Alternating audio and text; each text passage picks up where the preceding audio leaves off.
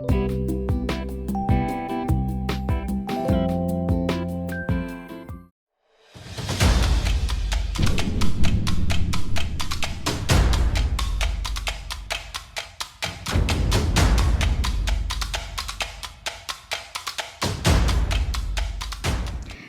pagi sahabat bincang Jalasena. Saya Farai dalam program Admiral Corner.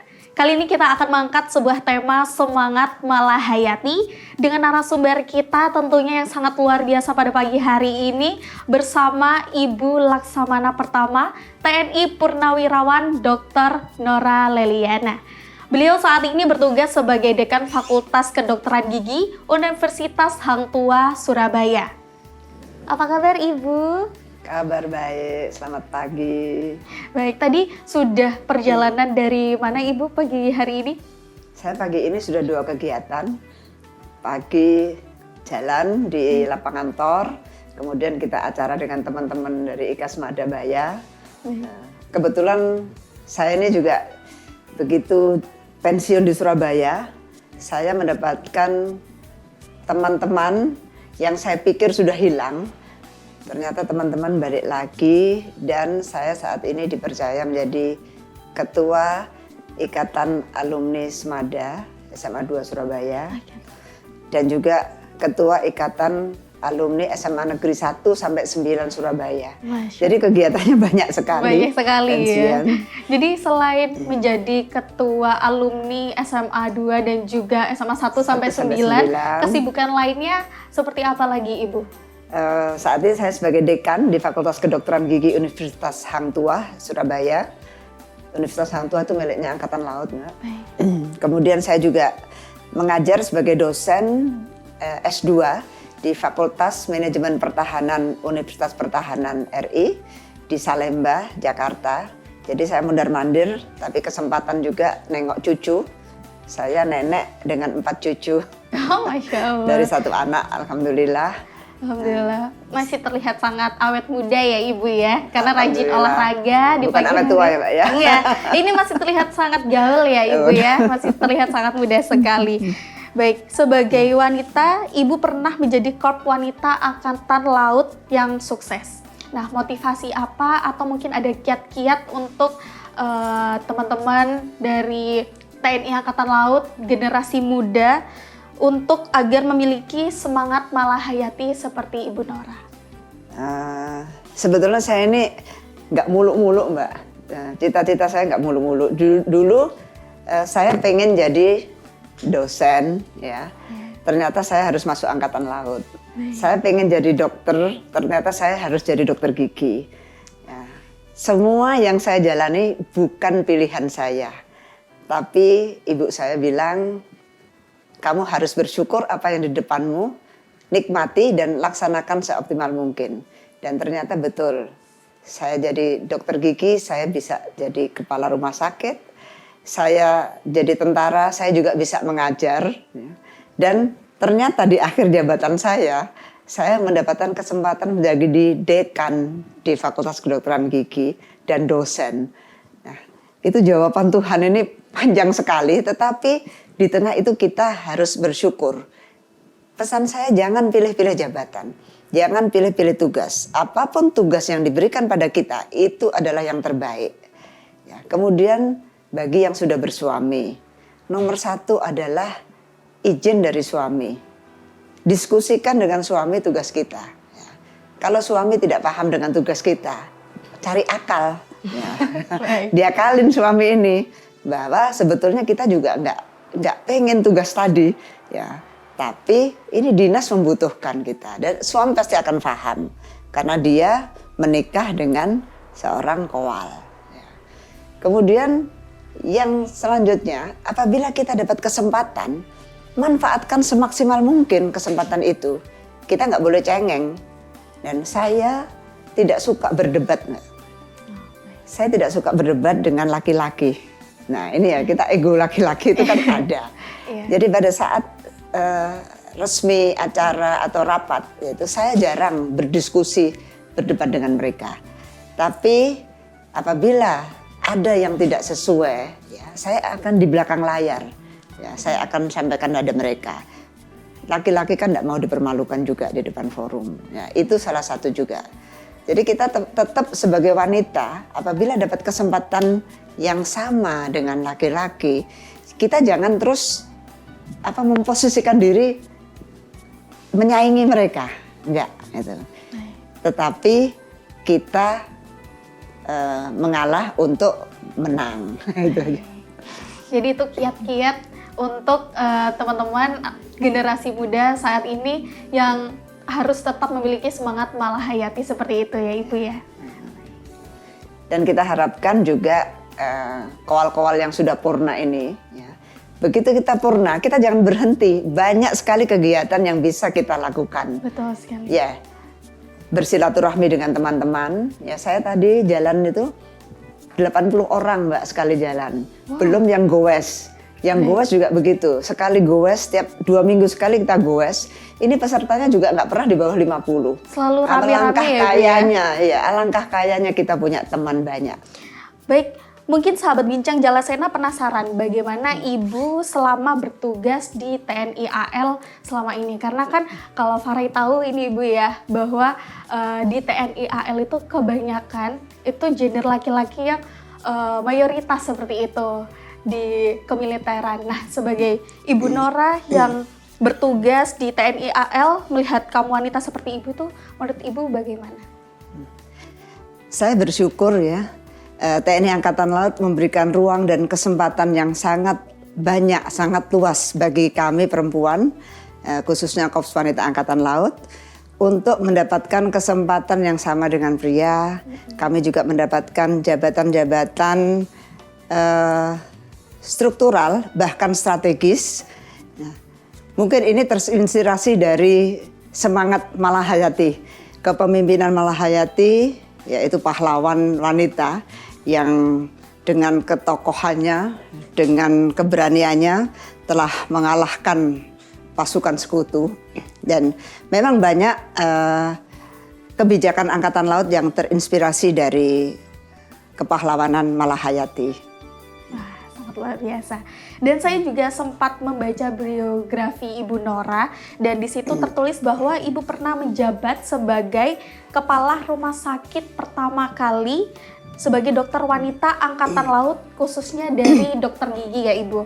Nah, bagaimana Ibu mendapat tantangan jabatan yang sangat luar biasa itu Ibu? Ya. Apakah ada tantangan-tantangan Memang tertentu? waktu itu tidak lazim ya dokter gigi menjadi kepala rumah sakit ya, tapi Kadis Kesal waktu itu Dr. Samsul Anwar Laksamana pertama menyampaikan bahwa nggak apa-apa kalau di daerah perifer dokter gigi boleh menjabat sebagai Karumkit. Dan saya berusaha juga untuk memenuhi tugas-tugas. Pedoman saya cuma satu, tugas pokok tupoksi rumah sakit ya. Rumah sakit Angkatan Laut didirikan untuk mendukung satuan operasi yang berdinas di Pangkalan. Ya, wilayah Pangkalan waktu itu Pangkalan Angkatan Laut 1, wilayahnya Sumbagut ya. Dan saya jawab tantangan itu dengan tugas pokoknya apa kita? Tugas pokoknya Pangkalan, saya berdiri di pinggir dermaga. Kalau KRI mau datang, itu saya berdiri pinggir dermaga namanya Merflo. Ya, dengan staf operasi, staf logistik, Denma. Kemudian saya naik ke atas kapal, saya tanyakan pada komandan KRI. Bagaimana kesehatan komandan ABK, apa kebutuhannya. Saya berusaha untuk memenuhi semua kebutuhan obat-obatan khususnya. Karena kalau mereka di laut, mau cari apotek nggak ada, ya. Jadi meskipun kami di darat ini harus berupaya untuk mendapatkan memenuhi kebutuhannya, kami beri kemudian. Dan sebagai kepala rumah sakit, ya, saya berpikir bukan hanya mengobati jasmani saja, tetapi rohaninya. Jasmani kita obati dengan obat-obatan. Nah, rohaninya bagaimana? ABK KRI kalau di darat itu mereka istirahat, mereka butuh suasana lain. Jadi saya siapkan satu ruangan di rumah sakit untuk lounge. Ya. Di situ mereka bisa bertemu dengan teman-temannya, bersilaturahmi. Kita cuman modal teh kopi aja, tapi mereka datang sendiri dengan membawa makanan macam-macam dan mereka mendapatkan suasana yang lain. Selama ini kan dinas di kapal, muter-muter temannya cuma itu doang Itu gitu. aja, Nah sekarang dia bisa ketemu banyak teman. Bahkan karena suami saya ini juga sangat dia mendukung tugas saya, maka kami menyediakan rumah kami juga untuk rumah, ya, suasana rumah bagi ABK KRI. Jadi mereka boleh datang kapan saja ke tempat kami sehingga dapat suasana rumah. Itu yang saya maksudkan dengan kesehatan jasmani dan sekaligus rohani.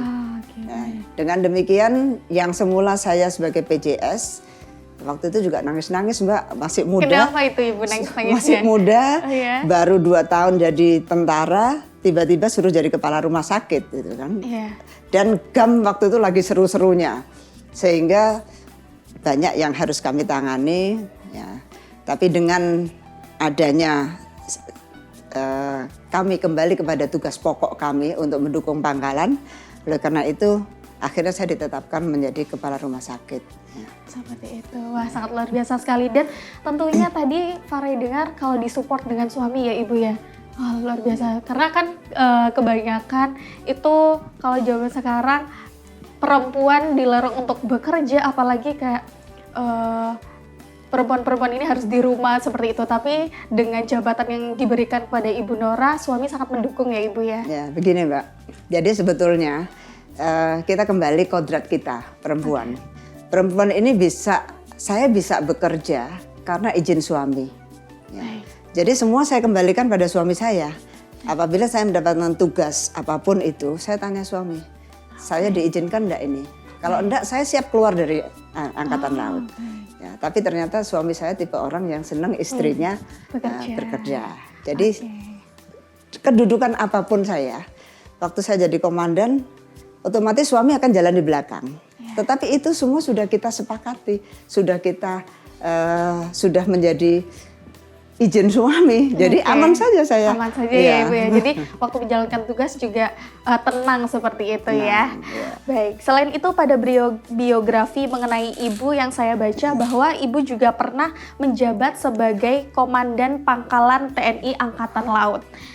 Pertama kali dari kaum wanita TNI Angkatan Laut. Nah, bagaimana Ibu memposisikan jabatan yang sangat strategis itu dan hal-hal menarik apa yang tidak bisa terlupakan saat menjabat sebagai komandan? Ya, pertama saya luruskan ya Mbak. Kalau dokter gigi mungkin nggak bisa jadi kepala rumah sakit. Tapi saya 17 tahun berdinas di Pangkalan. Dengan demikian pengalaman saya di Pangkalan itu sudah cukup banyak ya. Dan tadi saya waktu jadi kepala rumah sakit saya itu jadi tempat posko para ABK KRI. Di situ saya banyak mendengar mereka berkisah tentang perjalanan pengalaman mereka. Ini yang menjadi lesson learn saya untuk kemudian saya terapkan waktu saya menjadi komandan Pangkalan. Dan sebelumnya saya juga pernah menjabat sebagai Kepala Dinas Potensi Maritim. Waktu itu Laksamana pertama Slamet Subandi dan Lantamal memaksa saya untuk jadi Kadis Potmar. Kadis Potmar biasanya dijabat oleh Ops atau Inter ya, tapi akhirnya kami mendapatkan kesempatan itu. Dan waktu Sesko, taskap saya tentang upaya pemberdayaan Pangkalan di era otonomi daerah. Sehingga satu-satunya Pangkalan Angkatan Laut yang dapat dukungan kapal patroli dari Pemda adalah Lanal Dumai. Nah, ini yang mendasari kami untuk mendapatkan pengalaman selama melaksanakan tugas sebagai komandan Pangkalan. Wah, itu yang hal menarik yang tidak bisa terlupakan. Yang menariknya banyak Mbak, semuanya menarik. Semuanya karena menarik ya. Saya senang sesuatu yang baru, tantangan-tantangan, dan di situ saya dapatkan mulai dari bagaimana operasi di laut. Saya pernah ikut juga bersama-sama dengan anggota saya, nangkep 11 perompak dengan bersenjata. Mereka bersenjata, dapat senjatanya juga gitu. Luar biasa sekali. Yang menarik lagi waktu peran saya sebagai ibu. Oh ya. Anak saya waktu itu, anak saya satu-satunya. Ini jadi waktu anak saya Khitan, ya, ini Panglima Armada berkunjung ke Dumai. Nah, waktu itu ya saya otomatis saya harus mendahulukan tugas saya. Saya dampingin Panglima, jadi waktu pengajian saya juga nggak ada, waktu anak saya di khitan saya juga nggak ada. Jadi memang itu suami saya juga sudah paham bahwa suami pertama adalah dinas, dan keluarga adalah kedua. Oh baik, sangat mengabdi sekali ya Ibu pada negara, Masya Allah. Baik, satu lagi dari saya, Ibu juga pernah menjabat jabatan strategis di level jabatan markas besar Angkatan Laut. Benar Ibu ya? Bagaimana Ibu memerankan sebagai posisi yang sangat strategis di kalangan gender laki-laki? Bisa diceritakan sedikit Ibu? Menurut saya itu yang hebat bukan saya. Yang hebat adalah pemimpin. Pemimpin yang tahu potensi anak buahnya. Jadi mulai pertama saya jadi Kadis Potmar juga karena pemimpin saya memaksa saya untuk jadi Kadis Potmar. Saya waktu itu rangkap jabatan dengan Karumkit. Kemudian waktu saya jadi Danlanal itu juga Laksamana TNI Bernatken Sonda, Kasal. Waktu itu juga yang tahu potensi kami, ya kami sendiri tidak sadar dengan potensinya. Kemudian waktu saya menjabat sebagai Kadis Kesal, Kepala Dinas Kesehatan Angkatan Laut, waktu itu juga Kasalnya Laksamana Adi Supandi, dan yang di akhir masa jabatan saya Laksamana Siwi Sukma Aji, Kasal waktu itu mempercayakan saya sebagai Kepala Dinas Perawatan Personel, dan itu sangat luar biasa karena di akhir jabatan saya mendapatkan jabatan yang 50-50 atau lebih banyak berbuat amal ya, karena di situ pada saat kepemimpinan Laksamana Siwi Sukma Aji kami juga mendapatkan tugas untuk menghitung asuransi bagi para prajurit TNI bahkan PNS juga. Kemudian kami juga mengupayakan santunan bagi anak yatim atau keluarga yang tidak mampu. Nah ini semuanya pada saat kami menjabat sebagai Kepala Dinas Perawatan Personil. Wah, sangat luar biasa sekali ya Ibu. Berarti yang hebat bukan hanya Ibu tapi tim di belakang. Saya bilang yang hebat adalah pemimpin yang tahu potensi anak buahnya. Dan kami sebagai wanita itu sudah seharusnya apabila mendapatkan kesempatan, gunakan kesempatan itu semaksimal mungkin. Sehingga kita dapat membuktikan. Ini juga buktinya Laksamana Malahayati begitu mendapatkan kesempatan untuk memimpin, maka dia juga bisa membuktikan bahwa dia mampu. Ya. Wah, sangat luar biasa sekali ya. Ini sangat termotivasi untuk Farai juga ini Ibu. Untuk tetap maju kalau ada tantangan baru diambil aja gitu ya Ibu ya. Baik, sebelum kita akhiri perbincangan kita di pagi hari ini Ibu, kira-kira tantangan apa yang sangat membuat wanita TNI AL dalam menghadapi tantangan global ini dengan kemajuan teknologi, Ibu Nora? Jadi yang tantangan bagi kaum perempuan di TNI. Pertama kita sebagai wanita, kita harus melek teknologi. Betul. Ya, kita harus paham tentang digital, teknologi. Untuk peran kita sebagai ibu, anak-anak kita juga kita harus paham bagaimana mengawasi anak-anak kita yang sekarang sudah permainan gadget luar biasa. Kalau kita orang tua nggak tahu juga akan merepotkan ya. Kemudian dalam tugas juga demikian. Apabila kita paham, kita mengetahui, menguasai teknologi, maka kita dapat melaksanakan tugas dengan optimal. Dan untuk wanita, kerja aja seoptimal mungkin, ya. Nggak usah mikir macam-macam. Karena ternyata pimpinan kita itu pasti tahu potensi anak buahnya. Nah, dan itu sudah saya buktikan dalam perjalanan hidup saya. Gitu. Dan belajarlah bukan hanya dari orang yang sukses, tapi belajarlah dari orang yang gagal juga. Sehingga kita tidak perlu mengalami kegagalan tersebut karena kita sudah belajar dari mereka. Wah, closing statement yang sangat luar biasa dari Ibu Dr. Nora Liliana, dan kita sudah berbincang sangat banyak ya tadi Ibu ya mengenai jabatan Ibu selaku menjadi komandan dan juga dari tahun ke tahun seperti itu ya, di backgroundnya itu seperti apa, siapa saja yang mendukung. Tadi kita sudah berbincang sangat banyak. Semoga perbincangan kita pada pagi hari ini pengalaman-pengalaman dari Ibu Nora dapat menginspirasi wanita di luar sana agar tetap memiliki semangat malahayati. Seperti itu ya Ibu ya. Baik, itu tadi perbincangan kita bersama Ibu Nora pada pagi hari ini, sahabat Jalasena. Jadi sampai ketemu lagi di episode Bincang Jalasena berikutnya.